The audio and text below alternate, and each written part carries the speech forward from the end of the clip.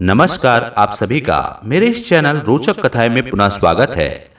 आज मैं आपको छठ पूजा से जुड़ी कुछ पौराणिक कथाएं तथा छठ पूजा विधि को बताने जा रहा हूं। तो देर नहीं करते शुरू करते हैं आज की वीडियो। हिंदू पंचांग के अनुसार कार्तिक मास के शुक्ल पक्ष के चतुर्थी से सप्तमी तिथि तक छठ महाव्रत मनाया जाता है। इसमें भगवान सूर्यदेव की पूजा होती है। छठ व्रत खास तौर पर पुत्र प्राप्ति के लिए किया जाता है। छठ पर छठी मैया के जयकारे के साथ आराधना की जाती है।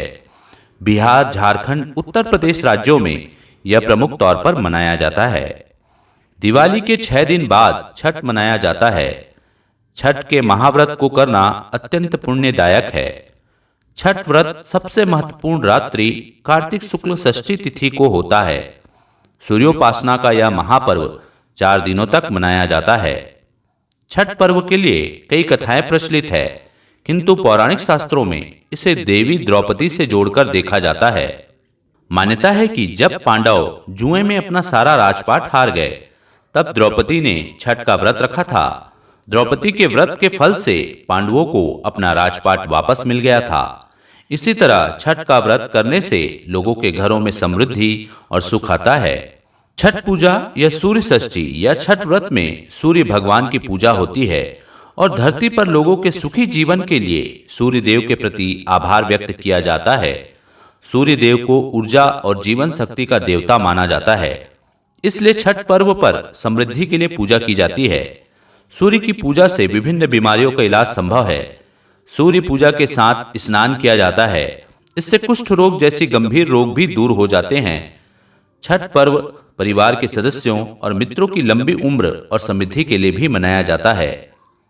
एक पौराणिक लोक कथा के अनुसार लंका विजय के बाद राम राज्य की स्थापना के दिन कार्तिक शुक्ल षष्ठी को भगवान राम और माता सीता ने उपवास किया और सूर्य देव की आराधना की। सप्तमी को सूर्योदय के समय पुनः अनुष्ठान कर सूर्यदेव से आशीर्वाद प्राप्त किया था।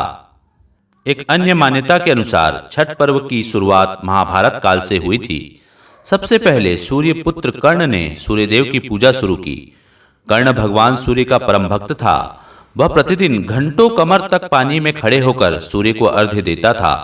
सूर्य की कृपा से वह महान योद्धा बना था। आज भी छठ में अर्घ्यदान की यही पद्धति प्रचलित है। कुछ कथाओं में पांडवों की पत्नी द्रौपदी द्वारा भी सूर्य की पूजा करने का उल्लेख है। वे अपने परिजनों के उत्तम स्वास्थ्य की कामना और लंबी उम्र के लिए नियमित सूर्य पूजा करती थी। एक कथा के अनुसार राजा प्रियव्रत को कोई संतान नहीं थी। तब महर्षि कश्यप ने पुत्रेष्ठी यज्ञ कराकर उनकी पत्नी मालिनी को यज्ञाहुति के लिए बनाई गई खीर दी। इसके प्रभाव से उन्हें पुत्र हुआ, परंतु वह मृत पैदा हुआ। प्रियव्रत पुत्र को लेकर शमशान गए और पुत्र वियोग में प्राण त्यागने लगे। उसी वक्त भगवान की मानस कन्या देवसेना प्रकट हुई और कहा कि सृष्टि की मूल प्रवृत्ति के छठे अंश से उत्पन्न होने के कारण मैं षष्ठी कहलाती हूँ।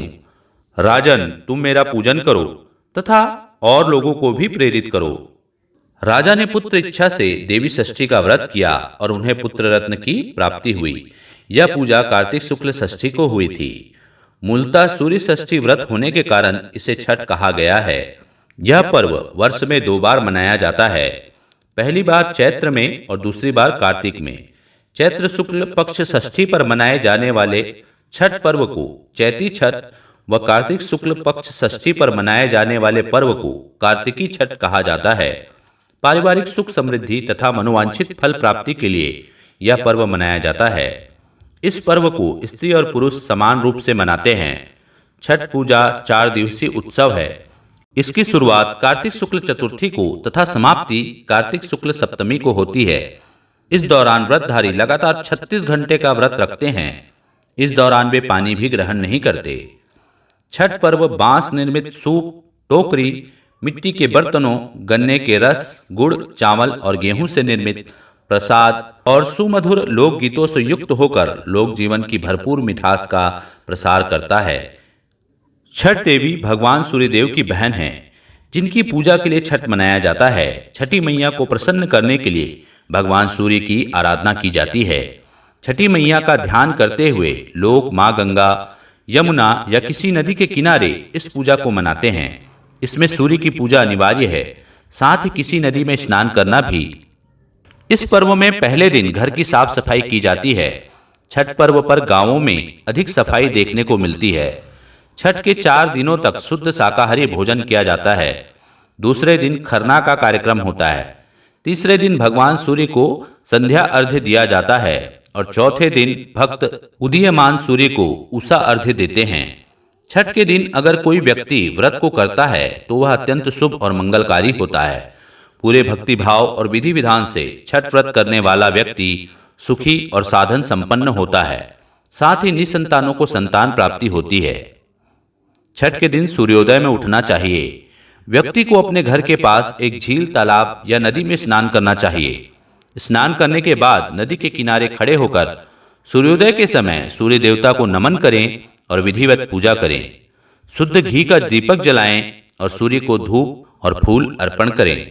छठ पूजा में 7 प्रकार के फूल, चावल, चंदन, तिल आदि से युक्त जल को सूर्य को अर्पण करें। सर झुकाकर प्रार्थना करते हुए ओम घृणिम सूर्याय नमः, ओम घृणिम सूर्य आदित्यः, ओम ह्रीं ह्रीं सूर्याय सहस्त्र किरणाय मनोवांछित फलम देहि देहि स्वाहा, या फिर ओम सूर्याय नमः 108 बार बोलें। अपनी सामर्थ्य के अनुसार ब्राह्मणों और गरीबों को भोजन कराएं। गरीब लोगों को कपड़े, भोजन, अनाज आदि का दान करना चाहिए। तो यह थी आज की वीडियो। आशा करता हूं आपको आज की वीडियो पसंद आई होगी तो मेरे वीडियो को लाइक कीजिए, चैनल को सब्सक्राइब कीजिए और इसे ज़्यादा से ज़्यादा शेयर कीजिए। धन्यवाद।